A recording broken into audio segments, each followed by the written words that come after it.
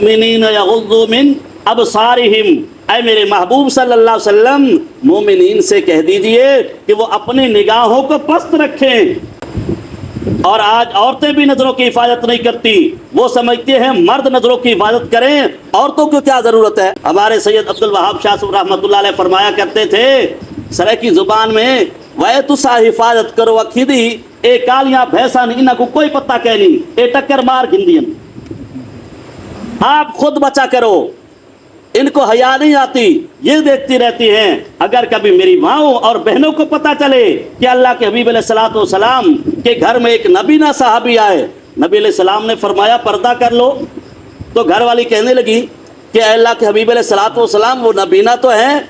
नबी अलैहिस्सलाम ने फरमाया वो नबीना है, आप तो नबीनी नहीं हो, ये है पर्दा, ये है निगाहें। आज औरतें समझती हम जैसे चाहें गैर महरम को देखती रहें, हमारा तो कोई हिसाब किताब ही नहीं है। तो इसलिए मर्दों को अलग ज़रूरत है और औरतों को अलग ज़रूरत है, और हुक्म भी दोनों को जुदा जुदा है कि वो भी अपनी निगाहों की हिफाजत करें और मर्द भी अपनी निगाहों की हिफाजत फरमाएं। ये पहला कुलिया है खात्मा बिल ईमान का। दूसरी चीज़ क्या है? दूसरी चीज़ ये है कि जब आप वुज़ू फरमाएं तो उसके साथ आप मिसवाक का इस्तेमाल। खात्मा बिल ईमान के लिए दूसरी चीज़ क्या है? मिसवाक। मिसवाक से क्या होता है? मिसवाक से ये ज़ाहरी तौर पर हमारे दांत भी साफ़ हो जाते हैं और इसी तरह मजबूत भी हो जाते हैं। कोई अगर मिसवाक ना करे, देख ले उसके दांत जल्दी टूट जाते हैं, जल्दी ख़राब हो जाते हैं।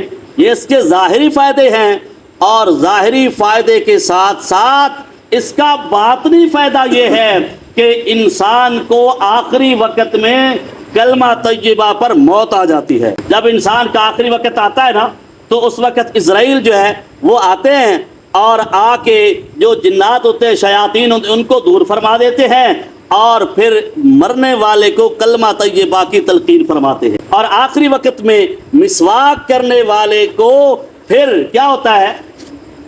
कलमा तय्यबा की तौफीक मिल जाती है, और जिस बंदे का आखिरी कलमा हो ला इलाहा इल्लल्लाह दाखिल जन्ना, वो बंदा जन्नत में दाखिल हो जाएगा।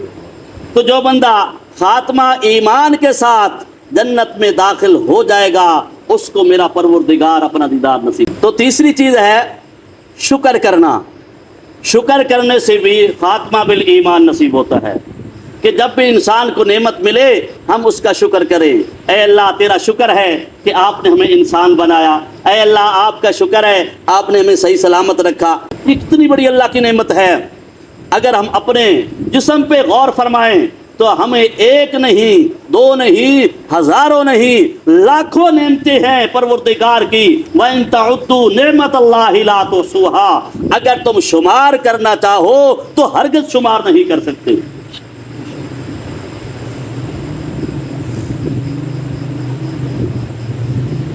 तो जब इंसान के अंदर ईमान होता है तो फिर इंसान शुक्र करता है, ऐ अल्लाह आपने मुझे मुसलमान बनाया है, मैं इस पे आपका शुक्र अदा करता हूँ। मेरे अल्लाह का वादा है ला इन शकरतुम ला अज़ीदन्नकुम, अगर तुम शुक्र अदा करोगे मैं ज़रूर भी ज़रूर तुम्हारे, कभी तुम शुक्र अदा करोगे ज़रूर भी ज़रूर मैं क्या करूँगा? इजाफा करूँगा। अगर तुम ईमान पे अल्लाह का शुक्र अदा करोगे तो ज़रूर भी ज़रूर मेरा अल्लाह हमारे ईमान में इजाफा फरमाएगा। और जो ईमान में इजाफा है ये जन्नत ले जाने का सबब है। तो इसलिए हमें चाहिए कि हम हर वक्त क्या करें? अल्लाह का शुक्र अदा करें। जब इंसान अल्लाह का शुक्र अदा करता है, अल्लाह एक तो उस नेमत को बरकरार रखता है, जिस नेमत पे शुक्र अदा किया है उस नेमत को बरकरार रखता है। मसलन हमारी निगाहें ठीक है, ए करीमा का आपका शुक्र है, मैं तो इस काबिल नहीं था कि आपने मुझे आंखें अता फरमाई और मेरी आंखें सही हैं, अल्लाह तेरा शुक्र है। कितने लोग ऐसे हैं जो देख नहीं सकते। इसी तरह अल्लाह आपने मुझे बोलने की सलाहियत अता फरमाई है, तो कितने लोग ऐसे हैं जो सब कुछ होने के बावजूद बोल नहीं सकते। तो हम अगर इस पे शुक्र अदा करेंगे कि अल्लाह आपने हमें ज़ुबान अता फरमाई है, तो जैसे हम बोल रहे हैं ये भी बाकी रहेगी, बल्कि इस कुव्वत में मेरा परवरदिगार और इजाफा फरमाएगा। जब हम बार बार शुक्र अदा करते रहेंगे तो मेरा परवरदिगार हमारे ईमान में इजाफा फरमाता रहेगा। جب ہمارے ایمان میں اضافہ ہوتا رہے گا یقیناً یہ ہمارا ایمان، یہ ترقی، یہ ایمان ہمیں جنت جو لے جائے گی، اور یہ ایمان کی ترقی ہمیں کہاں لے جائے گی؟ جنت میں۔ جب ہم جنت میں جائیں گے تو یقیناً پروردگار کا دیدار نصیب ہو جائے گا۔ تو پہلا سبب کیا ہے خاتمہ بالایمان کا؟ نظروں کی حفاظت کرنا، اور دوسرا مسواک کرنا، اور تیسری چیز کیا ہے؟ شکر کرنا، اور چوتھی چیز یہ تو تھا مال، جو بدنی چیز، اور چوتھی چیز ہے کہ جو اللہ نے ہمیں مال عطا فرمایا ہے نا، اس میں سے ہم اللہ کے راستے میں خرچ کریں، اللہ کے راستے میں ہم خرچ کریں، پروردگار سے سودا کریں۔ ایک ہے قانونی تعلق، ایک ہے جنونی تعلق۔ قانونی کیا ہے؟ قانونی وہ ہے جو اللہ نے متعین فرما دیا کہ تم سال میں اتنے خرچ کر سکتے ہو، اتنا اللہ کے راستے میں زکوٰۃ نکال سکتے ہو، یہ قانونی ہے۔ اور اس کے علاوہ اللہ کے راستے میں خرچ کرتے رہنا، یہ جنونی تعلق ہے اللہ کے ساتھ۔ اللہ کے نام پہ دینا، جب انسان اللہ کے نام پہ دیتا ہے، صدقہ کرتا ہے، تو اس کے کئی فوائد ہیں۔ ان میں سے ایک فائدہ یہ ہے کہ صدقہ کرنے سے انسان کے اوپر جو بلائیں آ رہی ہوتی ہیں، جو مصیبتیں آ رہی ہوتی ہیں، جو پریشانیاں آ رہی ہوتی ہیں، میرا پروردگار ان کو ٹال دیتا ہے۔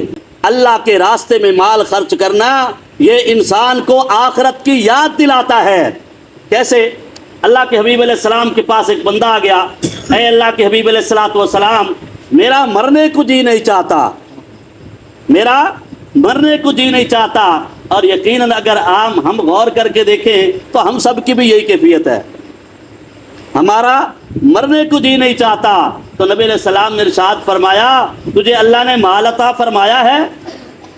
کہا اللہ کے حبیب علیہ السلام، مال تو دیا ہے اللہ نے۔ تو پھر میرے محبوب صلی اللہ علیہ وسلم نے ارشاد فرمایا، اس کو اللہ کے راستے میں خرچ کیوں نہیں کرتے؟ اس کو اللہ کے راستے میں خرچ کرو۔ جب انہوں نے خرچ کیا، کچھ وقت کے بعد آئے، اے اللہ کے حبیب علیہ السلام، اب میرا جی چاہتا ہے مرنے کو۔